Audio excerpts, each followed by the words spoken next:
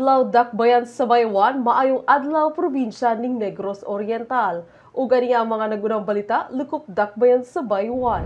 Sa unang balita, 55 inches TV giturn over sa Fresh Fish Vendors Association, lakip ang pag-oath-taking sa mga bagong opisyales ni ini. Sa kinatibukan sa maong balita, atong dawaton kay Ninyo Ontal. Kaniadtong Mayo 20, 2025 nagbalampuson ang turnover sa 55 inches TV ngadto sa Fresh Fish Vendors Association o kini personal gitambungan ni Mayor John T. Raymond Jr. Kauban ni Mayor Raymond sa pag-turnover ang baguhay nga napilit isip Vice Mayor sa Dakbayan sa Bayawan, Vice Mayor Rosmar Ayan Tihing. Ang maong 55 inches TV pangandoy sa maong asosasyon aron mailisa na ang nagubang TV nga nahimutang usab sa Bayawan Public Market nga na-install sa milabay nga katuigan. Gikalipay kini sa mga miyembro sa maong asosasyon, lakip na ang mga katawhan sa Bayawan Public Market, mga silingang vendors ug mga mamalitay sa nahisgutang merkado. Sa maong adlaw, gipangunahan usab ni Mayor Raymond ang oath-taking sa mga bagong opisyales nga napili sa nahisgutang asosasyon. Mitambong usab sa mga aktibidad ang kasamtangang head sa Bayawan Economic Enterprise, Engineer Winifred Gagaa o pipila ka mga staff ni ini aron sa pagsuporta sa kalampusan sa nahisgutang aktibidad. Natapos kini sa pasalamat ni Mayor Raymond ug Vice Mayor Tihing sa hugot nga suporta sa katawhan sa ilang liderato ug gani ang dakong suporta usab kanila sa miaging piniliay. Gikan sa Media Bureau, kini si Ninyo Ontal, Ibayaw Bayawan, kita ang Bayawan. 29 ka mga atleta ng dakbayan sa Bayawan miabante sa palarong pangbansa 2025. Sa detalye kay Judan Empeño. Miabante na padulong sa Lawag City, Ilocos Norte ang mga atleta nga mopartisipar sa palarong pambansa 2025. Gani sa Bayawan delegates adunay 29 ka mga atleta nga andam na para sa mga competition sa nagkalain-laing sports sama sa athletics, arnis, boxing, chess, sepak takraw, weightlifting, wrestling ug para games. Magsugod ang palarong pambansa karong Mayo 24 hangtod Mayo 31 diin kini ang ika-65 nga palarong pambansa nga may temang nagkakaisang kapuluan. Giekspektar nga ana sa 15,000 ka mga delegates, lakip na ang mga atleta, coaches ug mga officials gikan sa 20 ka mga athletic association sa tibok nasod ang mutambong sa palarong pambansa karong tuiga. Gidungan usab sa mga kalihukan ang National Schools Press Conference ug National Festival of Talents. Ang Ilocos Norte ang home region sa atong presidente Ferdinand Bongbong Marcos Jr.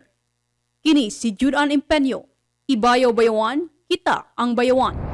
Ibos ning dakbayan sa Bayawan gihatagan og pagpasidungog gikan sa Anti-Red Tape Authority o kon ARTA. Sa maong balita atong dawaton kay Daisy Mimanzo. Midawat og pasidungog gikan sa kauluhan ang dakbayan sa Bayawan nga gihatag sa Anti-Red Tape Authority isip pag-ila sa malampusong pagpatuman niini sa Fully Automated Electronic Business One-Stop Shop o kon IBOS. Formal nga gidawat nila City Administrator Corazon Lerasan og Information and Technology Officer 2 Carmen Elnar. Ang pasidungog ni atong Mayo 22, 2025 sa Manila Hotel Ermita, Manila. Gani kini nga pasidungog agig pag-ila sa talagsaong kontribusyon sa lokal nga pagagamhanan og nagsilbing usa ka testamento sa padayon nga pagpaningkamot sa dakbayan sa Bayawan sa pagpalambo sa mga proseso nga mahimong mas sayon, mas paspas ug mas business friendly kini aron mahimong mas komportable ang adlaw-adlaw nga transaksyon sa mga kliyente. Gikan sa Media Bureau kini si Daisy Mimanzo. Ibayaw Bayawan, kita ang Bayawan.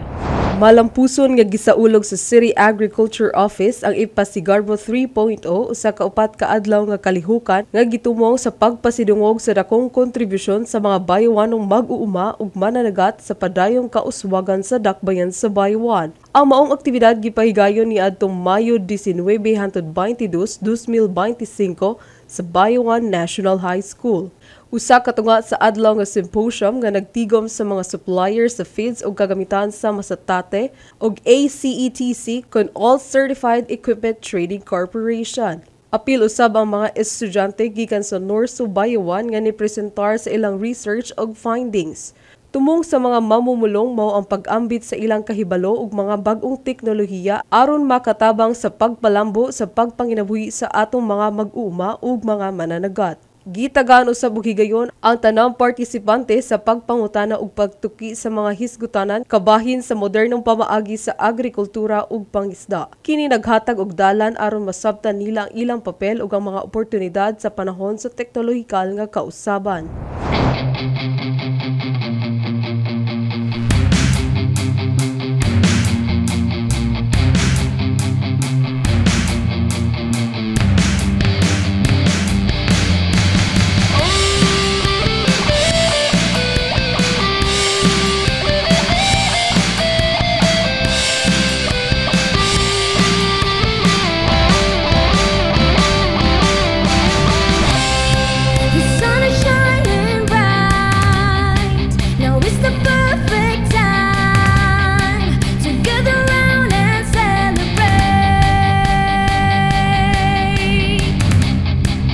Hard work through the years, shedded blood, sweat and tears.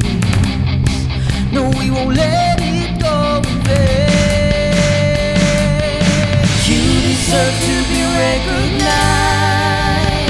Ipasigar mo, ipasigar mo, ipasigar mo, bayawan ng mangunguma. Ipasigar mo, ipasigar mo, ipasigar mo, bayawan ng mananaga. Ipasigar mo, ipasigar mo, ipasigar mo, bayawan ng mangunguma. Ipasigar mo, ipasigar mo, ipasigar mo, bayawan ng mananagat. Now don't you hesitate, move your feet to the sound of the beat. Yeah, it's a great day to celebrate. Your hard work through the years, shedded blood, sweat and tears. No, we won't let it go in vain. You deserve to be recognized. Ipasigar mo, ipasigar mo, ipasigar mo, bayawan ng mangunguma. Ipasigar mo, ipasigar mo, ipasigar mo, bayawan ng mananaga. Ipasigar mo, ipasigar mo, ipasigar mo, bayawan ng mangunguma. Ipasigar mo, ipasigar mo, mananaga.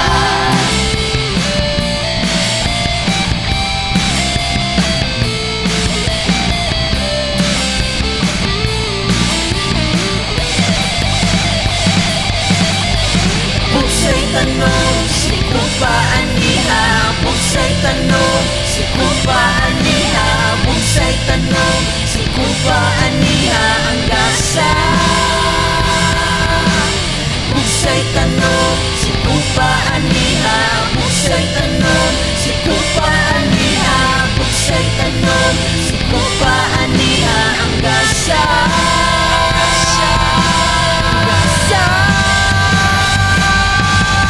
Ipasigar mo, ipasigar mo, ipasigar mo, bayawan ng mangunguma. Ipasigar mo, ipasigar mo, ipasigar mo, bayawan ng mananaga. Ipasigar mo, ipasigar mo, ipasigar mo, bayawan ng mangunguma. Ipasigar mo, ipasigar mo, ipasigar mo, bayawan ng mananaga.